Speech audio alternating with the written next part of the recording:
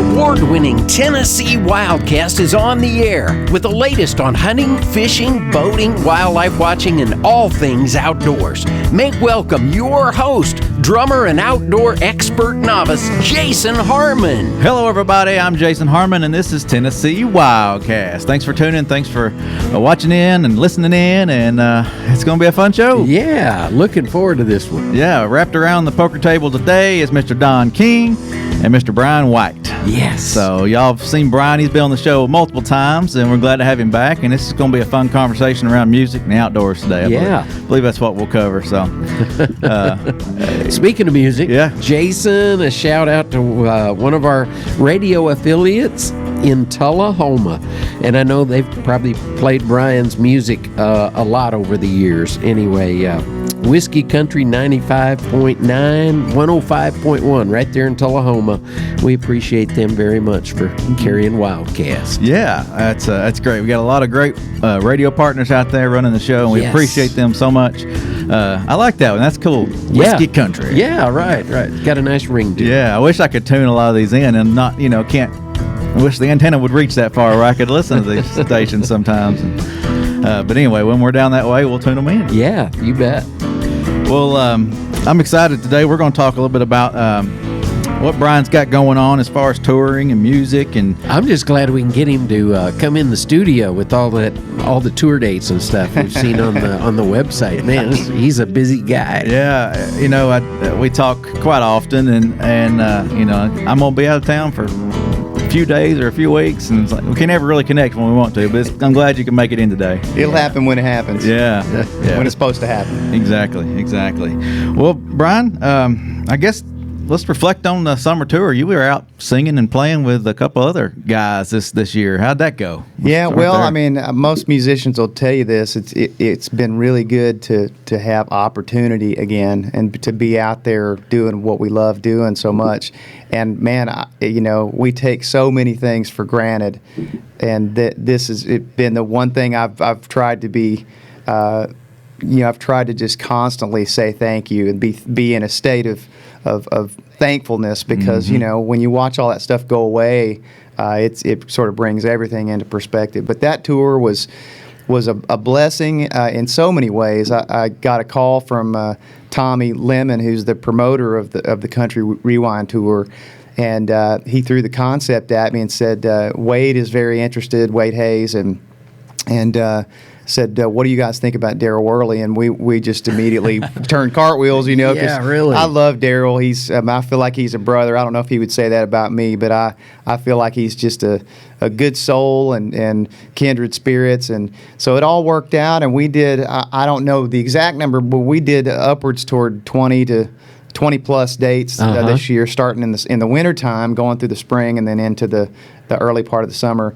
And it was just awesome. The chemistry was great. You had this array of hits from styles that sort of, crossed the, everywhere. I mean, it just went across the board. And, just the camaraderie on stage. It was about a sometimes 2.5 hour show. And I think fans really loved it, and we loved it. We loved just being out and being somewhere different all the time. And one of our biggest shows that we did was I don't want to say it was a sellout because I don't want to be inaccurate, but it was pretty darn close to a sellout. It was a big, huge venue called Cotton Eye Joe's. In Knoxville, and that place was like wall to wall. It was so weird. Be in a place that was that full at that time. We were like, we didn't know how to act, But it was a great show, and we literally went everywhere from Florida to Tennessee to Indiana to Kentucky. I mean, it was a blast. We had a great time. And I guess there was a time in there where Andy Griggs stepped in too for a few shows. Yeah, right? Wade had some conflicts in his schedule, and so naturally we had to call Andy, because I feel the same way about Andy. He's a brother, longtime friend, great singer. Oh yeah, and it just worked. It wasn't even it was so easy. He just slid right in there, and it was like it was like he was supposed to be there. Yeah. So well, I know Daryl is a big hunter, but I'm sure all the guys, y'all had plenty to talk about the outdoors and whatnot, hanging out. All those guys hunt and fish and get outside, don't they? Yeah, absolutely. And in fact, that's probably most of what all the conversations really were. Was hunting or land or food plots, or you name it. And those guys are so much more experienced than I am. They've been hunting their whole lives. I haven't been hunting my whole life. I've been fishing my whole life, but kind of late to the game in hunting. But I just feel like I'm always going to school when I'm around them. Right. I kind of just sit back and listen, and but there's always something to learn from those guys. Yeah. Yeah. I bet it was fun. I hate I didn't get to see some of that tour. It would have been a fun show to check out. Well, I don't want to speak too soon because you say one thing and then something doesn't happen. But I do know that there are rumblings that of a kind of another go at it in the new year. So I'm hoping it comes together. So That'll be good. And stay tuned. You hit on something there too. Back when I was doing music full time, one of the prerequisites of selecting a band member was somebody you could get along with pretty much 24/7. You're right, Don. And they had to be good musicians, of course, in the beginning. But there's a lot of people that you just wouldn't want to be around that much. Well, Don, I this buddy of mine who's a bass player, he played for Jeremy Camp for many years. One of my best friends, big time tactical shooter guy, gun guy. He and I always talk about, I'd rather hire a mediocre to good player that I love being around and get along with than the greatest player in the world who's a jerk, who's a complete jerk that you don't want to be around. So you're so right, man. Yeah. So important. Chemistry. And that's a good thing about Nashville too. The musicianship level is so high, it's so competitive that the ones that can't get along with folks don't usually stick around here as long as I've got 3 or 4 of them floating up here in a bubble. I'm going to let them stay remain anonymous. That's great. Well, I saw you were out this past it's been a few weeks now, I guess, but you out with your son during the juvenile youth hunt, and had some success. Talk about that hunt. Yeah, I will. My brother and I love the outdoors, always have. And we just kind of put a plan. You know how plans seems to sort of fall together, like just sometimes just within a 6 to 12 hour period. It's like, hey man, what are you doing tomorrow morning? Last minute. Yeah, those are the best ones. And so my brother and I put a little plan together, and we knew the weather was just going to be not great, a little wet. And we knew last Sunday looked really good, but we just couldn't make Sunday work. And so we got together and hunted in Marshall County Saturday morning. Rain was off and on pretty bad, so we decided to hunt out of a hay barn, which was perfect, but we did not see any deer sitting in that barn. But we never got wet, and we were able to kind of talk. We had a little mesh up, and I just got this Montana decoy. I love those Montana decoys. They're just like this one-dimensional with little sticks, and you poke them in the ground out there. And so it was fun to just go set that out and kind of see how it looks in the field. And we talked, and we got tickled about how my brother said the decoy looked retarded, and so he kept making fun of my deer decoy, and so we sat there for a while. About 9:30, we all kind of looked. Jackson was asleep on the ground. We made him a pallet.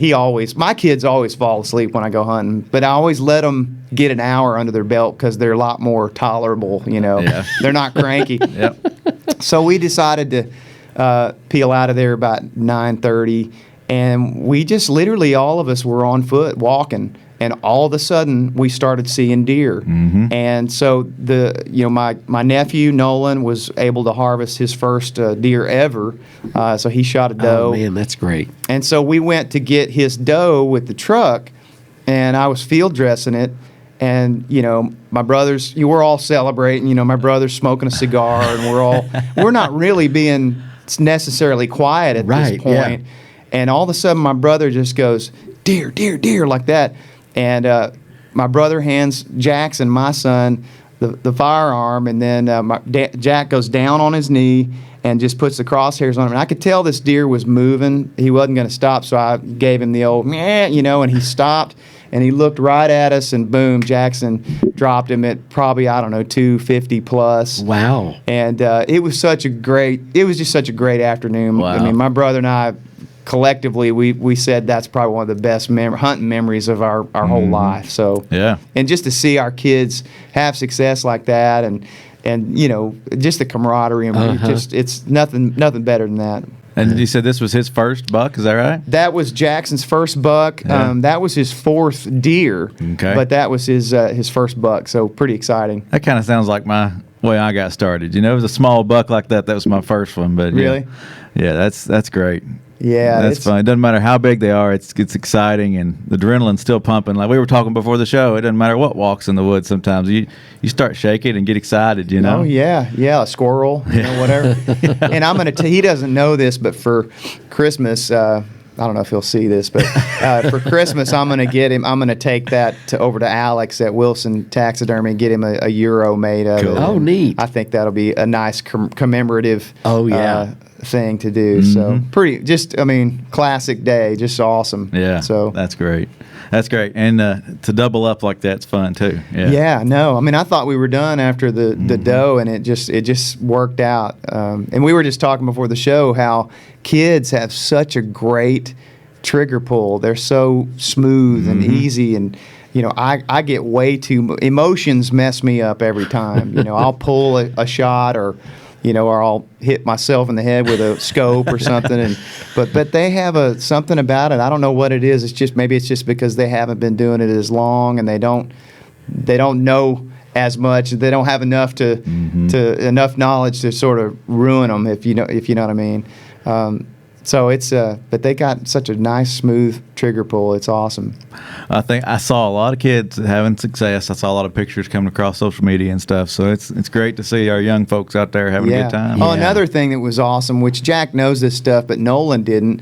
We got to sort of show them, okay, well, here's what we're going to do now. And we pulled up the app and we showed them how to check the deer in, and Nolan's was different than Jack's because we had to specify that it was a male, and each side had this many points, and I think they got a kick out of watching how that goes down. That's awesome. And the whole tag before you drag thing. So And that doesn't reminder. happen all that often, that the parent teaches the kid about a certain app on the phone. Yeah. Right. So it's kind of turned around in a good way. Right. Yep.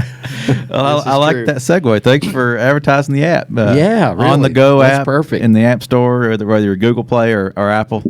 Go get the app. It's easy to check your deer in. It is tagged before you drag with that, or and turkeys the same way. Yeah. So Yeah. make sure you check your animals in, and that's cool. Good Yeah. segue. Thank you Yeah. for throwing that in there. The biologists really appreciate it too, and they get all that data, and they just salivate, and they sit Yeah. down at the end of the season and see where all these deer were taken, where they came from, and that's so they work cool. up all kinds of information from that, and then make recommendations for bag limits and that kind of thing from that. Awesome. Yeah, and we appreciate them Yeah, a lot too. exactly. Definitely. Oh, hey, while we're on the subject of the website or the app or something like that, we got some new hats that we're advertising today. I forgot to mention it at the start of the show. I'm but liking Brian's there. Yeah. What's Yeah. he got there? What's he sporting? I guess you'd call that an orange accented, winter style cap with brown and camo. So Love it. It's pretty cool. Shop.gooutdoorstennessee.com to find them, and they're all $20. Most of them are all $20 for the hats, and it's a lot of cool. A good stuff. variety. There's something for everybody, really, Yeah. in the way of a hat style. They- Awesome. Even go with the reptile type camo that you're wearing there. I think that's pretty cool. Yeah. Pretty It cool is. design. It is. So, yeah. That's awesome. So don't forget to check that out. And while you're there, you can buy a license at gooutdoorstennessee.com. So that's where you get that. And Perfect. anyway, so that's the commercial break. So now back to the show. Brian, we've been working together on an outdoor community that you kind of got started, or you started actually, a while back, and we've kind of revamped it and worked through it and tried to make it better for the hunter and angler out there to learn from each other. And Yeah. tell us about that site, Tennessee Outdoor Community, tnoutdoorcommunity.com. Tell them about that and how that got started, and how folks can join in the conversation on that. Yeah, I just kind of thought one day, I thought, man, wouldn't it be great just to have I was just trying to think, and I was praying for a way to just have something of my own that I could, stick a stake in and say, hey, this is my thing, and I started it, and I wanted it to be, an advocator for Tennessee outdoors, and it just kind of came to me one day, and I went, I'm going to start this, and I don't know what it's going to be, what it's going to turn into, but I just wanted to start somewhere and just put the foot forward. And tnoutdoorcommunity.com is just merely what it sounds like. It's a community where hunters can get together, talk, share stories, share pictures, share knowledge. Take somebody hunting, take somebody that's never been before. It's also a forum where it's connected with you guys. They can go on there. There's all kinds of things that they can learn through the website that connects them to you guys, and I just love it because it, I'm hoping that it'll be a place where, even when people come in from out of state, it will maybe become a thing that where people go, oh, well, you need to go to this site, and you can find out, where you need to go, whether it's a public land or this guy will take you hunting or whatever, Right. And so it's just an advocacy website for the outdoors in Tennessee. We've got so much to be thankful for here. And like Johnny Allred always says, we don't need to go anywhere. Yeah. We're so blessed. We've got such a bounty of wildlife, and the regulations are so awesome. Hunters are very prideful about having what we have here. So Well, and previous show we mentioned 1.6. I'm gonna make sure I get this right. I may be off of you. 1.6 million acres of managed property that we manage across the state. So. There's plenty of property out there for folks to go and recreate on, and whether it's hunting, fishing, wildlife watching, whatever. One thing that people, why do y'all think that so many new hunters are intimidated about going to hunt public land? I think the unknown, not knowing what to expect or where to go or how to go about it. I think that's probably. And I think in the back of their minds too, a lot of them think, okay, it's public land. It's bound to be just covered up with hunters. It's going to be so busy. I just don't want to go there. Yeah. But that's totally not. It's not. the No, case. I've been several times, and I just love it. I mean, I have seen hunters, but it's not like you're like brushing shoulders with people or anything. But I think it's just, you're right, just the unknown of, which is, again, back to just mentorship. We need to continue to keep pushing that, because it's important to have somebody that's, has that knowledge and can sort of usher you into that experience, And I think fighting that unknown aspect too. Our GIS folks are doing a really great job of shining a light on a lot of these wildlife management areas now, and particularly with video and pictures, and giving you a lot better idea of what you're getting into, when you go to a certain WMA. Yeah, definitely. tnwildlife.org, click where to hunt. We've got all our WMAs listed out there, and they've each got a page with information and imagery and videos sometimes, and the maps are there. So, it's links to the regs.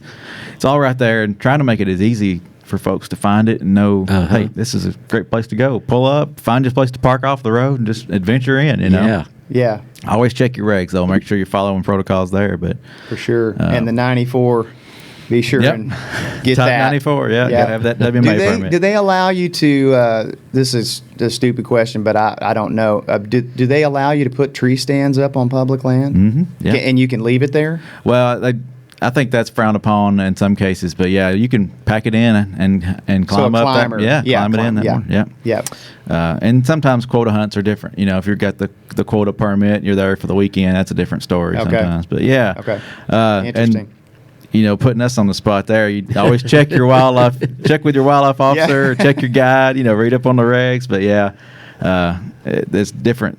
I'm always texting Don, like I'll text him something that I don't know the answer to. I'm sorry for all the. I hope I'm not bothering you. No problem. I just know you guys know way more than I do. So if I'm ever if something's ever in question that I don't know anything about, I'll either blow up Johnny or Don or Jason. So That's good. And that's all right. We're happy to help. But yeah, so go check out the Tennessee Outdoor Community, tnoutdoorcommunity.com, and social media. What's the handles on social media? You just put me on the maybe spot. just search it. The Instagram is tncom is what it is on Instagram. Okay. And then there's the Facebook page, which is just Tennessee Outdoor Community on Facebook. Okay. And there's also a private group within that Facebook group. It's almost close to 1,000 people now. All right. And it's more of an intimate conversation, which is really fun because I love when I'm going out in the morning and I'm seeing the private group, just people just kind of talking about the morning and what county are you guys in. That's fun to me. I really get a kick out of that. So yeah, that's great, and that's a good place to share photos and things, and that could lead to the forum too, to the website, to where you even get more in depth and more conversations can happen. And yeah, that's cool. Absolutely. Good stuff. Well, hey, we're going to run out of time. Let's keep moving. Man, it goes fast. Yeah. So, what are you looking forward to this season? What you got on the books? You going on any more big deer hunts or anything like that? I'm always going on something, man. I'm like all these other artists that we were talking about. I think they're like me, but like when your tour schedule sort of gets mapped out for the fall and winter, you're trying to be strategic. You're like, okay, I can put something together here. I could stay 2 extra days after the show here. It's so fun doing. That's the most fun part of the year to me. So I get to hunt in Illinois coming up. I've got a benefit that I'm doing with my friend Wade Hayes, and I get to hunt on. I have some dear friends there, and dear friends. There's a song. We need to write that one in Brighton, Illinois, which is right outside of Alton, really close to St. Louis.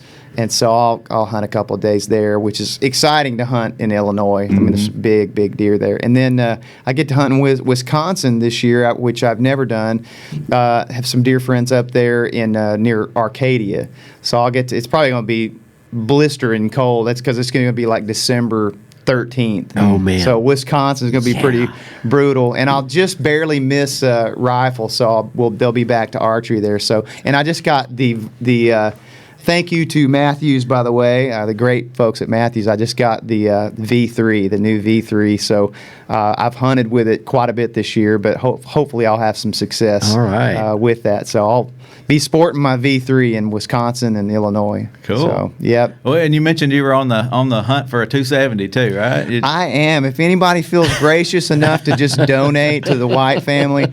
No, I'm not one of these guys that tries to, puff up when I'm in a conversation with people and act like I know certain things. Because I'd rather be in a poised to learn than be, try to be, sure, a guy that is acting like he knows something he doesn't. Blowing smoke. Yeah. So I've been a hunter for more than a decade, but I was late to the game, and so I've always hunted with a 30-30 during rifle. And it's a great gun. I love it. It's a great brush gun, but I just feel like this is I'm feeling a higher calling. So I'm finally at that place in my life. I'm like, okay, I'm ready to reach out and touch someone, And I've always borrowed it. Like if I had a hunt that I felt like I was going to need a lot of distance, I'll just borrow a 270 from a friend of mine, and it just it's just hit me in the last couple weeks. I'm doing it. I just bought me a brand new Leupold scope that showed up last night, and I was just like, and so I'm like, now I just need a gun. Yeah. And I'm on the 270 hunt. I love Brownings. I love Winchester. A big fan of Winchester, and love Remingtons too. So I'm just kind of putting feelers out there. I used or brand new, I don't care what. I think I'm just going to know when it's the right one. Yeah, you'll see it. You'll know it when you see it. Yeah, so, that's what I've always hunted with. Remington 700 model 270.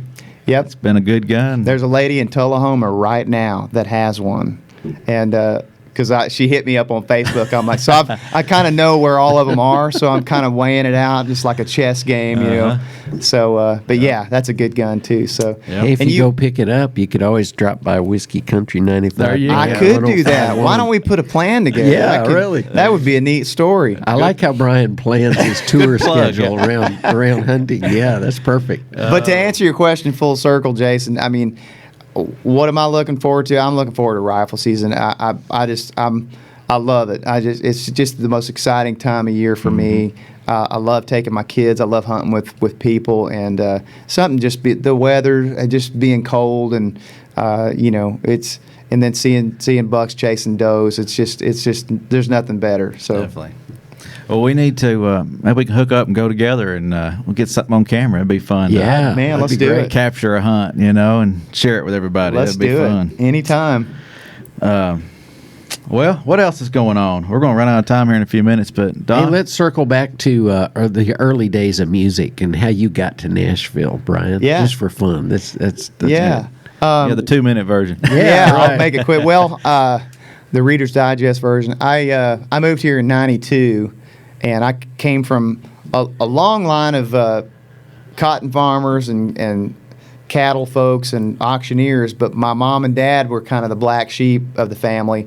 They got bit by the music bug, and so that's sort of where I got that from. I got it honest. And then long story short, I get in my late teens and I start realizing what I want to do. And because of my dad, I had a lot of connections to Nashville. And I met a producer named Billy Joe Walker Jr., sent him a couple of demos I had done in Oklahoma City. And, that was kind of my connecting point for Nashville. Yeah. And one thing led to another. When I came here and moved here, Billy was kind of my springboard into the industry. He got me my first deal and produced my first 3 records along with Kyle Lenning. And so that's kind of how I got connected to Nashville. And That's neat. it's been a blessing so far. So Oklahoma, the hot spot of country music artists. I mean, Yeah. think of all the folks that have come from Oklahoma. it's that have insane. I done know. well in music. I know. Now it's Georgia. Oh, It's yeah. like Georgia yeah. owns Oh, yeah. it now. Uh-huh. Yeah. So Yeah, there's some great artists. Correct me if I'm wrong. Carrie Underwood, is she from Oklahoma? she's from Chakotah, Oklahoma. and Yeah. Reba, Reba, Yeah. Garth, Vince, Blake. Blake, It's amazing. Mickey Mantle, who doesn't sing. Yep. Yeah, it's insane, man. Joe Diffie. Yeah, Yeah, those were the good years. I like that era. those were the good years. Yeah. Yeah. See, I'm gonna go write that too. Give me some good ideas Hey, today. Jason. can I get my name at the bottom? Yeah, Okay. yeah. As long as you throw a Inspired "the" or by an it. "and" in there, Okay. it'll work. Awesome. All right, songwriter today. Put that on my resume. Well, Brian, it's been fun. Thank you. Always a pleasure. Yeah, like we said, let's get out and do some hunting this year. I'm down. I got a Anytime. camera. I'll come along. All right, sounds like a plan. All Let's right. do it. All right. Well, hey, thanks for watching. Thanks for listening. We'll see you in the woods next time. And this is Tennessee Wildcast. Thanks for tuning in. Stay connected with TWRA by visiting our website at tnwildlife.org and follow us on Facebook, Twitter, and Instagram. Hey, it's all about Tennessee wildlife. It's what we do. Tennessee Wildcast will be on the air again next week. We'll see you then.